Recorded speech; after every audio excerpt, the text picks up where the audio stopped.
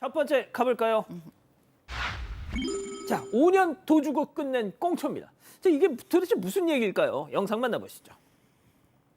자, 한 남성 건물 앞에서 담배를 피우더니 꽁초를 그냥 바닥에 휙 던졌어요. 자, 잠시 뒤 경찰과 함께 오더니 황급히 또 아야야야야 꽁초를 주우면서 주웠으니까 됐죠? 저 갈게요. 자, 막 급하게 택시를 저렇게 잡아서 후다닥 도망가려는 모습에 야, 이거 뭔가 수상하네. 아저씨 동작 그만. 자, 신분증 줘봐요 하면서 길고 긴 저런 실랑이 끝에 알게 된 저 남성의 충격적인 정체. 결국 철컹철컹 수갑 엔딩.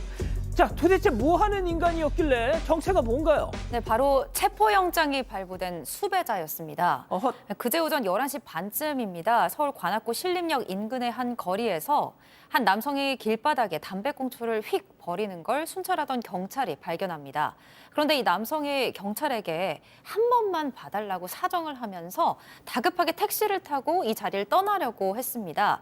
이 남성이 뭔가 이 경찰이 행동이 수상쩍다고 생각이 돼서 신분증을 요구했는데요. 그런데 이 신분증을 쉽게 내주지 않고 불응합니다. 한 번만 봐달라, 돈을 주겠다고 회유를 하는가 하면 휴대전화로 통화를 하는 척하면서 또다시 도망가려고 시도를 했는데요. 결국 경찰이 끈질기게 추궁을 한 끝에 신원을 확인했습니다. 그랬더니 5년째 도피 생활을 하던 수배자였습니다. 그러길래 몸에도 안 좋은 담배 빨리 끊으라니까. 하지만 이 인간의 경우는 안 끊어서 고맙습니다. 그렇죠. 안 끊고 피다가 그거 버리다가 걸린 상황입니다. 이 사람 폭행 사기로 전과가 좀 10건 정도 혐의로 체포영장이 발부된 상황인데 몇 년간 지금 도망당했던 사람입니다. 다단계 회사의 총책이었는데요. 6, 7년 전에 가상화폐 구입하면 수익을 얻을 수 있다라고 얘기하면서 1,300명한테 한 177억 원을 사기치고 도망갔던 사람이고요. 5년간 이렇게 숨고 도피하던 인물입니다. 자, 그렇지만 담배 피고 꽁초 버리다가 지금 검거된 상황이고 경찰이 이 사람을 검찰에 넘긴 상황입니다. 그렇군요. 바로 이어가죠. 진상의 새우등 터진답니다. 자, 어느 술집에서 벌어진 황당한 사건 제보 영상 만나보시죠.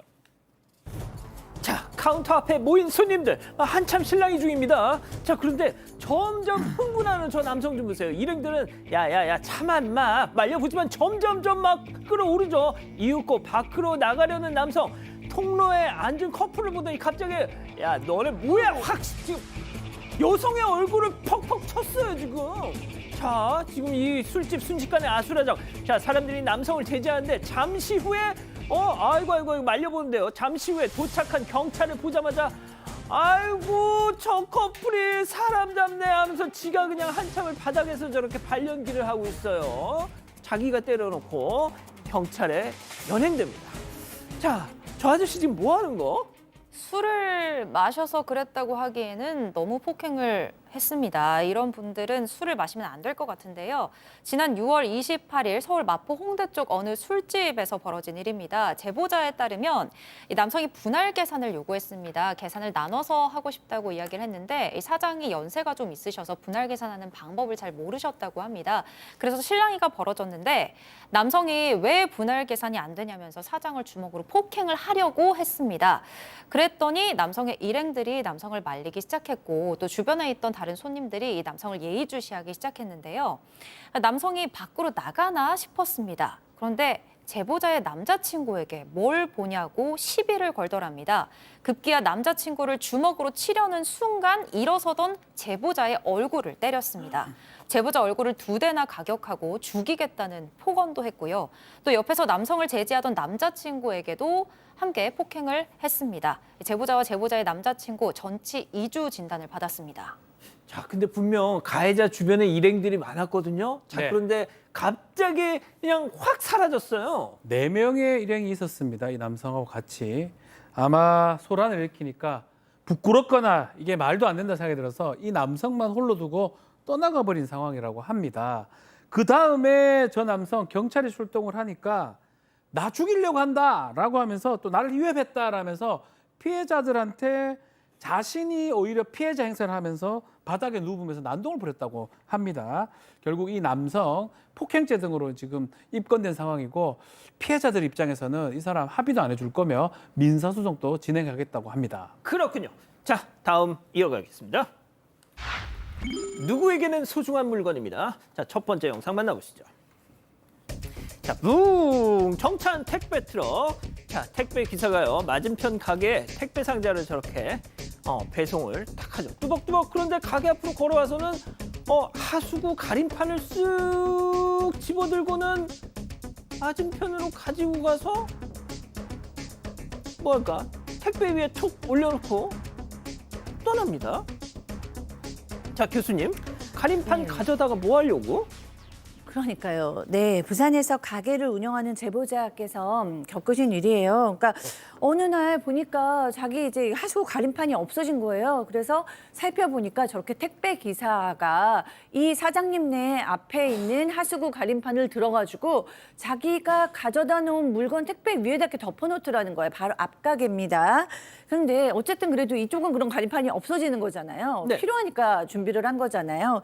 그래서 이 CCTV를 본 후에 그 본사 고객센터에 전화를 했어요. 택배 회사에.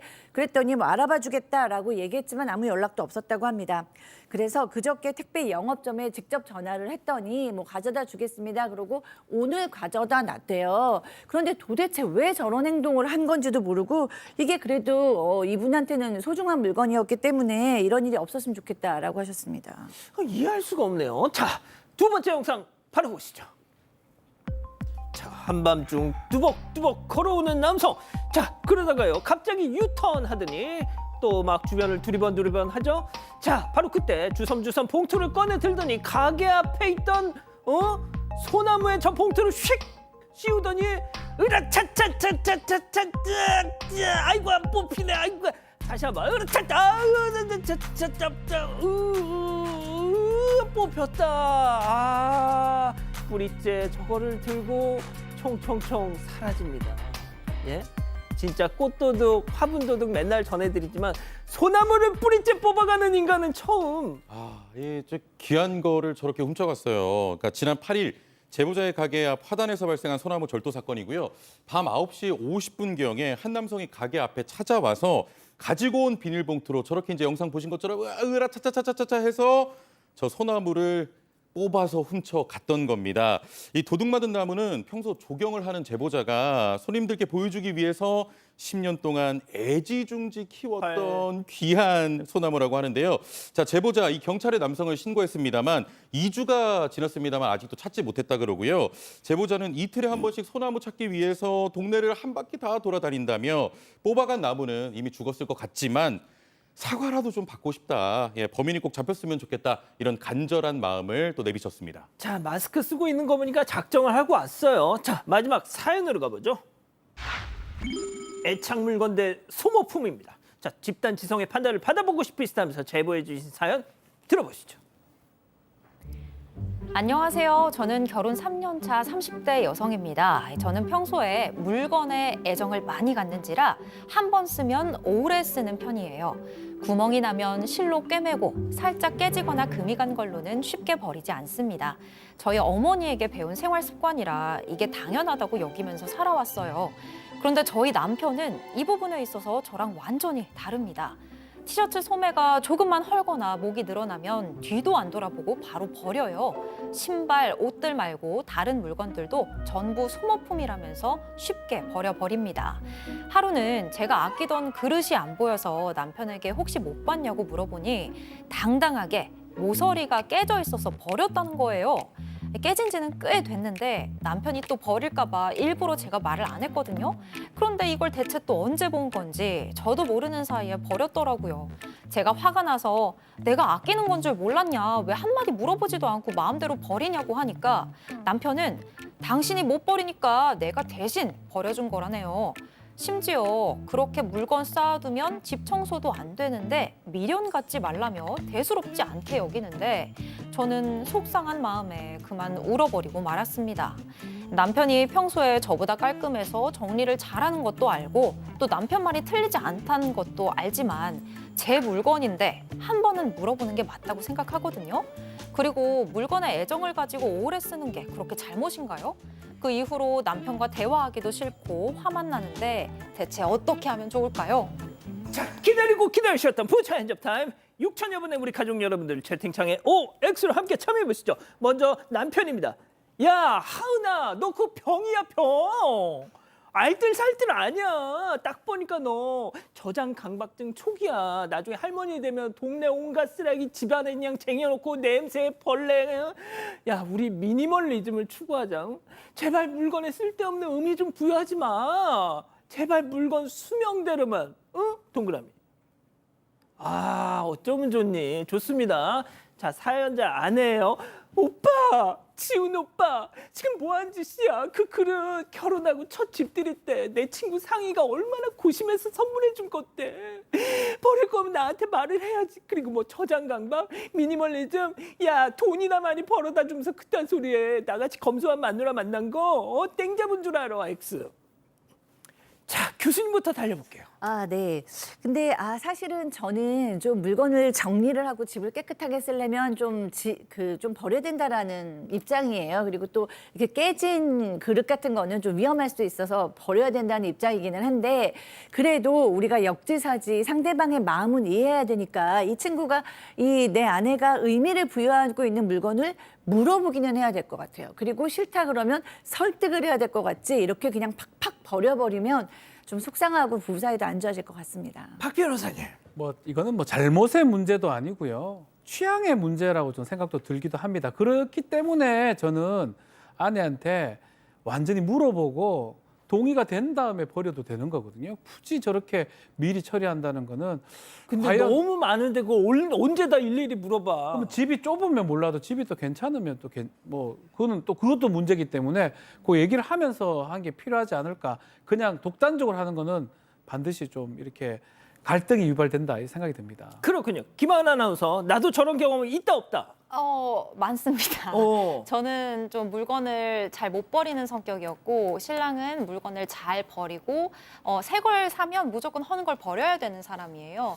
저도 처음에 제 걸 자꾸 버리라고 하는 게 싫었었거든요. 근데 신랑의 생활 습관을 보고 따라 하다 보니까 집이 너무 깨끗해지는 거예요.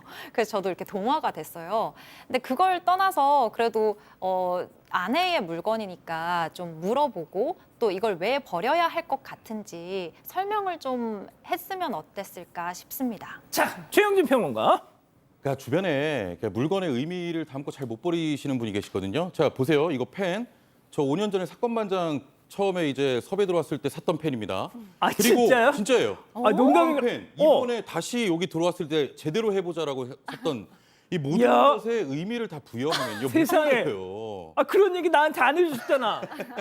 아, 진짜입니다. 예, 이게 모든 약간 거를 집착 아니에요, 그거? 아, 그러니까요. 그러니까 이게 하나씩 의미 담기 시작하면 진짜 버릴 수 있는 게 없거든요. 약간 그러다 보면 편집증 같은데? 그렇죠. 강박이 생겨요. 예. 아니, 저는 없습니다. 저는 없는데 그러니까 주위에서 누군가 그 버려줘야 돼요. 왜냐하면 이거 쌓아놓으면 집이 굉장히 더러워지고요. 이참에 우리 아내분도 좀 비우는 연습하셔야 되고, 다만 이 남편분에게 조언 좀 하나 해주고 싶은 것은 깨진 유리 버렸지 않습니까? 깨진 접시. 그럴 때는 왜 버렸나 그랬을 때는 아예 다칠까 봐 버렸지. 약간 이런 것도 좀 해주면 아내가 또 그 감동할 거예요. 아, 예. 잔머리. 자, 김하은 아나운서, 우리 가족 여러분들요. 레시앙님께서 최영진 평론가님께 무슨 펜인지 안 궁금합니다만 알겠습니다라고 말씀해 주셨고요. 전혜원님께서는 다른 물건은 그렇다 치는데 깨진 그릇은 좀 저는 중간으로 가겠습니다. 제보자분 서운해하시는 건 알겠지만 깨진 그릇은 다시 사용하기 어렵습니다. 라고 자, 최영진 평론가님, 아까 어떻게 하라 그랬다고요? 아, 이거 깨져. 이거 다쳐. 그래서 버렸어. 자,